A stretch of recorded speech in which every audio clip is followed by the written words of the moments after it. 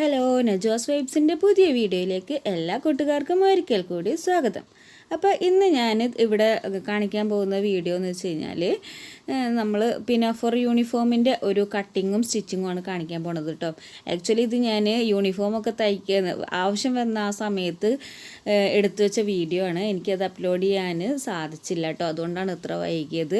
എന്തായാലും നിങ്ങൾ ഈ വീഡിയോ കണ്ടിട്ട് ഇഷ്ടമായിട്ടുണ്ടെന്നുണ്ടെങ്കിൽ ലൈക്ക് ചെയ്യാനും ഷെയർ ചെയ്യാനും സബ്സ്ക്രൈബ് ചെയ്യാനൊന്നും മറക്കരുത്. അപ്പോൾ നമുക്ക് നേരെ വീഡിയോയിലേക്ക് പോവാം. അപ്പോൾ നമ്മൾ ഫോറിൻ്റെ യോക്ക് പാർട്ടാണ് ഫസ്റ്റ് കട്ട് ചെയ്യാൻ പോകുന്നത്. അതിന് വേണ്ടിയിട്ട് നമുക്ക് യോക്കിന് എത്ര ലെങ്ത്തും എത്ര വിഡ്ത്തും ആണോ വേണ്ടത് അത്രയും സൈസിൽ നമ്മൾ ആദ്യം പീസിനെ ഒരു പ്രാവശ്യം ഫോൾഡ് ചെയ്ത് വെക്കുക. അതേപോലെ തന്നെ അതേ സൈസിൽ തന്നെ നമ്മൾ വീണ്ടും ഒരു പീസും കൂടെ ഫോൾഡ് ചെയ്ത് വെക്കുക. അപ്പോൾ നമുക്ക് ഫ്രണ്ടും ബാക്കും ഒരേപോലെ ഒരുമിച്ച് കട്ട് ചെയ്യാൻ പറ്റും. ഇതുപോലെ നമ്മൾ യോക്കിന് വേണ്ട ലെങ്ത്തും വിഡ്ത്തും മെഷർ ചെയ്ത് വെക്കുക. അതിനുശേഷം ഇതുപോലെ ഒന്നുകൂടെ ഫോൾഡ് ചെയ്ത് വെക്കുക. ഇപ്പോൾ നമുക്ക് ഫ്രണ്ടും ബാക്കും ഒരുപോലെ കട്ട് ചെയ്യാൻ പറ്റും. അപ്പോൾ യോക്കിൻ്റെ ലെങ്ത്ത് എന്ന് പറയുന്നത് 12 ഇഞ്ചാണ്. അതിൻ്റെ കൂടെ നമ്മൾ 1.5 ഇഞ്ചും കൂടെ ആഡ് ചെയ്തതിന് ശേഷം 13.5 ഇഞ്ചാണ് നമ്മൾ മാർക്ക് ചെയ്ത് കൊടുക്കുന്നത്. സീം അലവൻസ് ആണ് കേട്ടോ 1.5 ഇഞ്ച്. 13.5 ഇഞ്ച് ലെങ്ത്തിൽ നമുക്കിതൊന്ന് ഇവിടെ വരച്ചു കൊടുക്കാം. ഇനി നെക്ക് ലെങ്ത്ത് നമുക്ക് 6 ഇഞ്ച് മാർക്ക് ചെയ്ത് കൊടുക്കാം. വിഡ്ത്ത് ഞാനൊരു 2 ഇഞ്ചാണ് കൊടുത്തിട്ടുള്ളത് കേട്ടോ. ഇനി ഈ നെക്കൊന്ന് മാർക്ക് ചെയ്തെടുക്കാം. ഷോൾഡർ നമ്മൾ ഒരു 5 ഇഞ്ചാണ് മാർക്ക് ചെയ്യുന്നത്. ആം ഹോളും 5 ഇഞ്ച് തന്നെയാണ് ഞാൻ മാർക്ക് ചെയ്തിട്ടുള്ളത്. ഇനി നമുക്കിതൊന്ന് വരച്ചു കൊടുക്കാം. ഇനി നമുക്ക് ചെസ്റ്റാണ് മാർക്ക് ചെയ്യേണ്ടത്. അതിന് വേണ്ടിയിട്ട് നമ്മൾ 7 ഇഞ്ചാണ് മാർക്ക് ചെയ്ത് കൊടുക്കുന്നത്. ഇനി ഇതും ഒന്ന് ഇതുപോലെ ജോയിൻ്റ് ചെയ്ത് കൊടുക്കുക. ഇനി 2 ഇഞ്ച് സീം അലവൻസും കൂടെ കൊടുക്കാം. ഇനി യോക്കിൻ്റെ അടിഭാഗം 8 ഇഞ്ചാണ് നമ്മൾ മാർക്ക് ചെയ്ത് കൊടുക്കുന്നത്. ഇനി മാർക്ക് ചെയ്തത് ഒന്ന് ജോയിൻ്റ് ചെയ്ത് കൊടുക്കാം. ഇനി ബാക്ക് നെക്ക് 2.5 ഇഞ്ചാണ് മാർക്ക് ചെയ്യുന്നത്. അത് നമുക്ക് റൗണ്ട് നെക്കായിട്ട് മാർക്ക് ചെയ്ത് കൊടുക്കാം.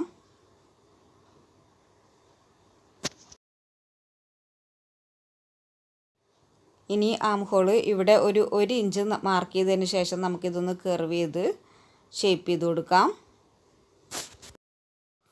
ഷോൾഡർ നമുക്കൊരു 1/2 ഇഞ്ച് ബെൻഡ് ചെയ്ത് കൊടുക്കാം. ഇനി നമുക്കിതൊന്ന് കട്ട് ചെയ്തെടുക്കാം.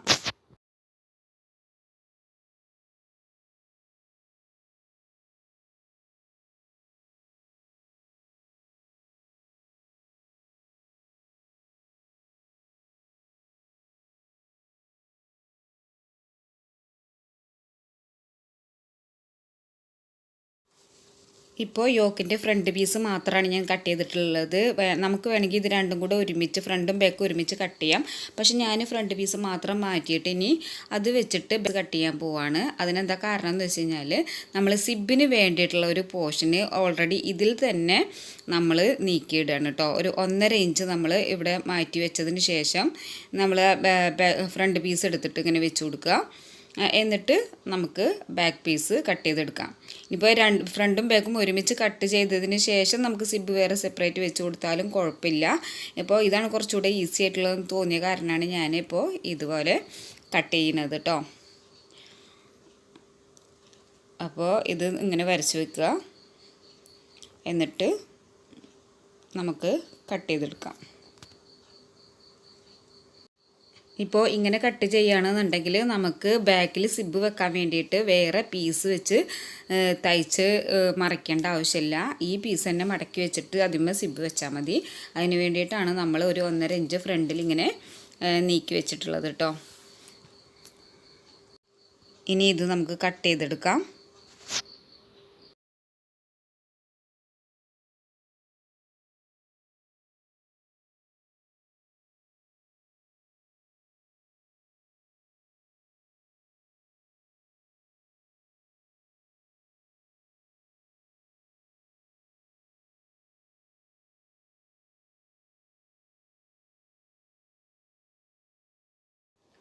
ഇപ്പോൾ നമ്മൾ ഫ്രണ്ടും ബാക്കും യോക്ക് കട്ട് ചെയ്തെടുത്തിട്ടുണ്ട്.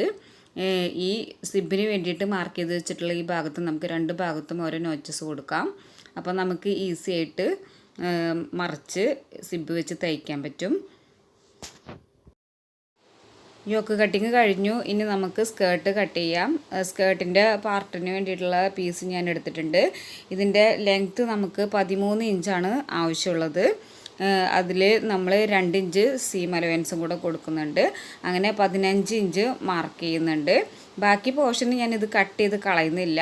2 ഇഞ്ച് അധികം ഉണ്ട്. അത് നമുക്ക് ഉള്ളിലേക്ക് അടിഭാഗത്ത് കുറച്ച് വീതിയിൽ മടക്കി തയ്ക്കാമെന്ന് വിചാരിച്ചിട്ട് ഞാനിത് കട്ട് ചെയ്ത് കളയുന്നില്ല കേട്ടോ. മൊത്തം നമുക്ക് 13 ഇഞ്ച് സ്കേർട്ടിന് ആവശ്യമുള്ളൂ.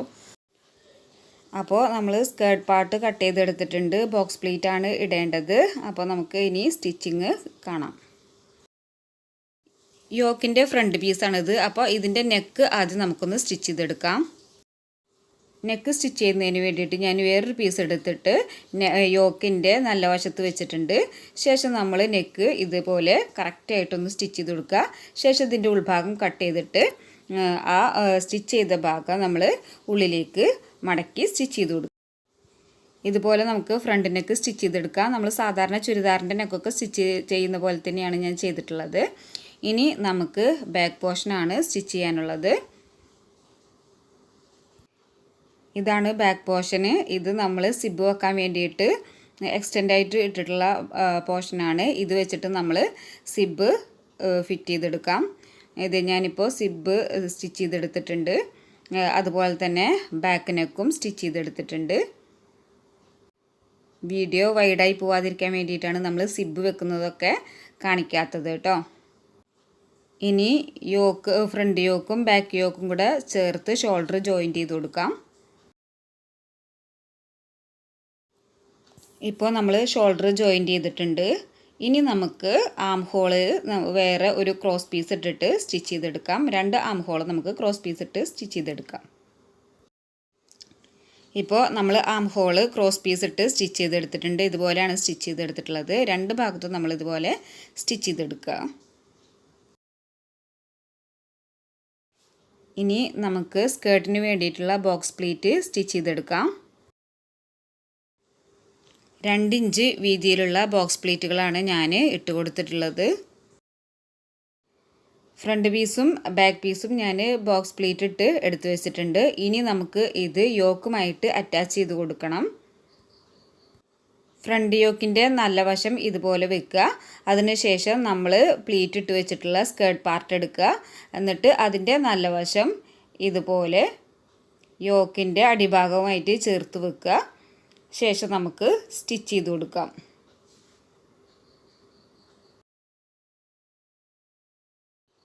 അതുപോലെ തന്നെ നമ്മൾ ബാക്ക് പീസിലും ഇത് സ്കേർട്ട് നമ്മൾ സ്റ്റിച്ച് ചെയ്ത് വെച്ചിട്ടുള്ള സ്കേർട്ട് എടുക്കുക. അതുപോലെ തന്നെ യോക്കിൻ്റെ നല്ല വശത്ത് സ്കേർട്ടിൻ്റെ നല്ല വശം ചേർത്ത് വെക്കുക. ശേഷം നമുക്ക് അടിഭാഗം സ്റ്റിച്ച് ചെയ്ത് കൊടുക്കാം. ഇപ്പോൾ യോക്കിൽ നമ്മൾ സ്കേർട്ട് അറ്റാച്ച് ചെയ്തിട്ടുണ്ട്. ഫ്രണ്ടും ബാക്കും നമ്മൾ ഇതുപോലെ അറ്റാച്ച് ചെയ്ത് കൊടുക്കുക. ശേഷം നമുക്ക് ബെൽറ്റ് ഇടാനുള്ള 2 സ്ട്രാപ്പ് ഇതുപോലെ ഫിറ്റ് ചെയ്ത് കൊടുക്കണം. അതിന് വേണ്ടിയിട്ട് ഞാൻ സെൻറ്റർ പോയിൻ്റ് മാർക്ക് ചെയ്തിട്ടുണ്ട്. അവിടെ നിന്നും 2.5 ഇഞ്ച് ഇങ്ങോട്ടും 2.5 ഇഞ്ച് ഇങ്ങോട്ടും മാർക്ക് ചെയ്തിട്ടുണ്ട്. അവിടെയാണ് ഞാൻ ഈ സ്ട്രാപ്പ് സ്റ്റിച്ച് ചെയ്യാൻ പോകുന്നത്.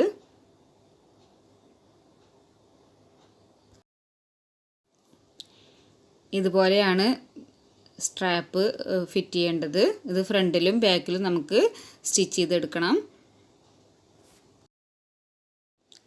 ഇനി ഫ്രണ്ട് പീസും ബാക്ക് പീസും ഇതുപോലെ നല്ല വശം ചേർത്ത് വെക്കുക. അതിനുശേഷം നമുക്ക് സൈഡ് ഷേപ്പ് ചെയ്തുകൊണ്ട് ഒന്ന് സ്റ്റിച്ച് ചെയ്തെടുക്കാം. 2 സൈഡും ഷേപ്പ് ചെയ്തുകൊണ്ട് എത്രയാണോ നമുക്ക് ചെസ്റ്റ് അളവും ഷേപ്പ് അളവും വേണ്ടത് അതിനനുസരിച്ച് നമ്മൾ മാർക്ക് ചെയ്തതിന് ശേഷം 2 സൈഡും നമ്മൾ സ്റ്റിച്ച് ചെയ്തെടുക്കുക. സൈഡ് ഭാഗം 2ഉം സ്റ്റിച്ച് ചെയ്തതിന് ശേഷം നമുക്ക് ഫ്രോക്കിൻ്റെ അടിഭാഗം സ്റ്റിച്ച് ചെയ്തെടുക്കണം. അടിഭാഗം ഞാൻ ഒരു 1.5 ഇഞ്ച് വീതിയിൽ മടക്കി സ്റ്റിച്ച് ചെയ്തിട്ടുണ്ട് കേട്ടോ. അപ്പോൾ നമ്മുടെ ഫ്രോക്കിൻ്റെ കംപ്ലീറ്റ് സ്റ്റിച്ചിങ്ങും കഴിഞ്ഞിട്ടുണ്ട്. അപ്പോൾ വളരെ പെട്ടെന്ന് വളരെ ഈസി ആയിട്ട് ഒരു ബുദ്ധിമുട്ടും ഇല്ലാണ്ട് തന്നെ നമുക്ക് യൂണിഫോം സ്റ്റിച്ച് ചെയ്തെടുക്കാം. അപ്പോൾ നിങ്ങളിതൊന്ന് ട്രൈ ചെയ്ത് നോക്കുക. ഉപകാരപ്രദമാണെന്ന് തോന്നിയാൽ നിങ്ങൾ ഫ്രണ്ട്സിന് ഇത് ഷെയർ ചെയ്ത് കൊടുക്കണം. അതുപോലെ തന്നെ ലൈക്ക് ചെയ്യാനും സബ്സ്ക്രൈബ് ചെയ്യാനും മറക്കരുത്. സബ്സ്ക്രൈബ് ചെയ്യാതെ ആരെങ്കിലും വീഡിയോ കാണുന്നുണ്ടെങ്കിൽ ഇപ്പോൾ തന്നെ സബ്സ്ക്രൈബ് ചെയ്യുക. അതുപോലെ തന്നെ ബെല്ലൈക്കൺ ക്ലിക്ക് ചെയ്ത് ഓൾ എന്ന ഓപ്ഷൻ സെലക്ട് ചെയ്യുക. അപ്പോഴാണ് ഞാനിടുന്ന പുതിയ വീഡിയോസൊക്കെ നിങ്ങൾക്ക് കാണാൻ പറ്റുള്ളൂ. അപ്പോൾ ഇനി പുതിയൊരു വീഡിയോ ആയിട്ട് വരുന്നവരേക്കും താങ്ക് യു ഫോർ വാച്ചിങ്.